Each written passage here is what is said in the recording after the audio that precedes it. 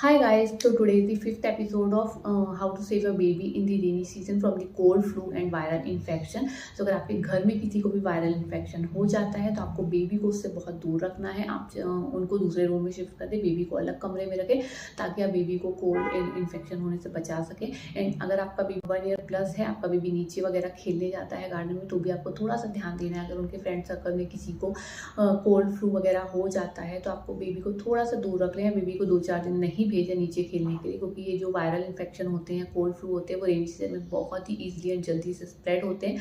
तो आपको बेबी को उन सभी लोगों से दूर रखना है जिसको भी घर में कोई या बाहर आस पड़ोस में कोल्ड एंड कफ हो गया है। इस तरीके से आप बेबी को ना कोल्ड एंड कफ का इन्फेक्शन फैलने से बचा सकते हैं। बाय।